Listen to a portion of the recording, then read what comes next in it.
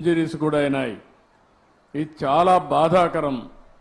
నేను ప్రతి ఒక్క ప్రాణాన్ని కాపాడుకోవాలని అనేక ప్రయత్నాలు చేస్తూ ఉంటే కొంతమంది ప్రైవేటు వ్యక్తులు ఇలాంటి కార్యక్రమాలు చేయడం చాలా బాధాకరం.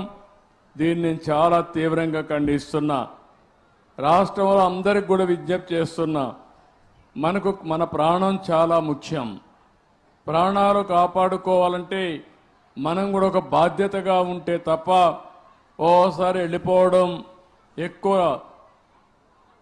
మనుషులందరూ సమీకరణ కావడం, అక్కడ స్టాంపేడ్ జరగడం, ఇలాంటి దుర్ఘటనలు జరిగేదానికి దోహదం చేసే పరిస్థితి వస్తూ ఉంది.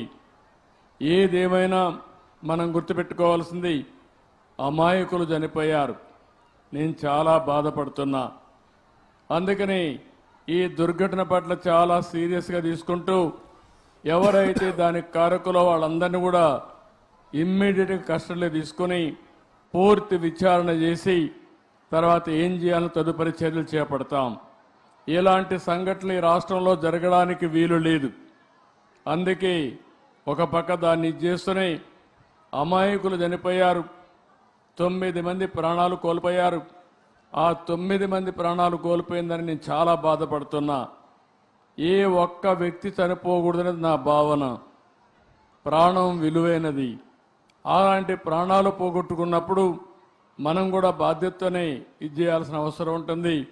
అలాంటి కుటుంబాలకు నా ప్రగాఢ సానుభూతి తెలియజేసుకుంటూ చనిపోయిన వాళ్ళందరికీ మన నివాళులు అర్పిస్తూ వాళ్ళ ఆత్మకు శాంతి కలగాలని, అది కూడా దేవుని సన్నిధిలో చనిపోయారు, దేవుని కోసరం పోయారు.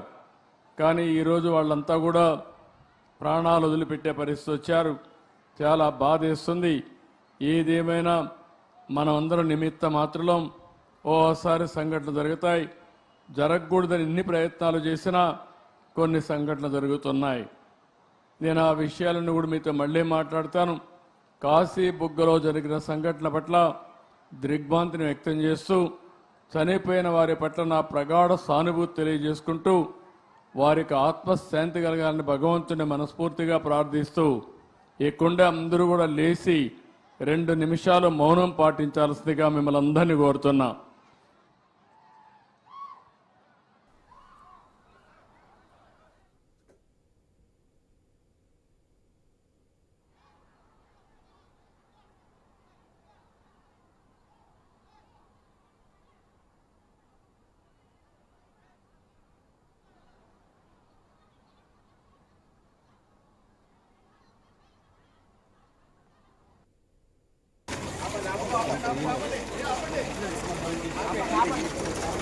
రైట్. మొత్తంగా చంద్రబాబు నాయుడు ఘటనపై స్పందించారు. కారకులను ఎట్టి పరిస్థితుల్లోనూ వదిలిపెట్టే ప్రసక్తే లేదని తేల్చి చెప్పారు సీఎం చంద్రబాబు. ఇంతకుముందు మనం మాట్లాడుకున్నట్టుగా సీఎం చంద్రబాబు కూడా జనాలు ఎక్కడికక్కడ అప్రమత్తంగా ఉండాలంటూ చెప్తున్న పరిస్థితి. ఒకసారి క్రౌడ్ మేనేజ్మెంట్కు సంబంధించి ప్రజల్లో కూడా మార్పు రావాలి అని కూడా సీఎం చంద్రబాబు చెప్పిన పరిస్థితి. ఇంతకుముందే మనం చంద్రబాబు నాయుడు మాట్లాడిన పరిస్థితి చూసాం. ఇక ఘటనా స్థలం వద్ద ప్రస్తుతం ఏ విధమైన పరిస్థితులు ఉన్నాయో క్షేత్రస్థాయి నుంచి మనకు అందించేందుకు మా ప్రతినిధి రాము జాయిన్ అవుతున్నారు. రాము, పండగ పూట తీవ్ర విషాదం నెలకొంది. 2 తెలుగు రాష్ట్రాలు కూడా ఈరోజు కన్నీటి పర్యంతమవుతున్న పరిస్థితి.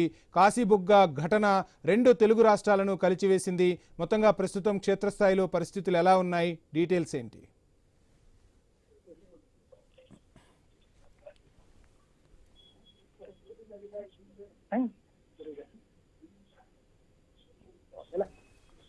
రాజు, మొత్తంగా చూస్తున్నాం. ఇంకా అంటే చంద్రబాబు నాయుడు కూడా ఘటనపై స్పందించారు. ఈ ఘటన తనను తీవ్రంగా కలిచివేసిందని చెప్పారు. ఇంతకుముందు మనం మాట్లాడుకున్నట్టుగానే ప్రజల్లో కూడా అవగాహన రావాల్సి ఉందంటూ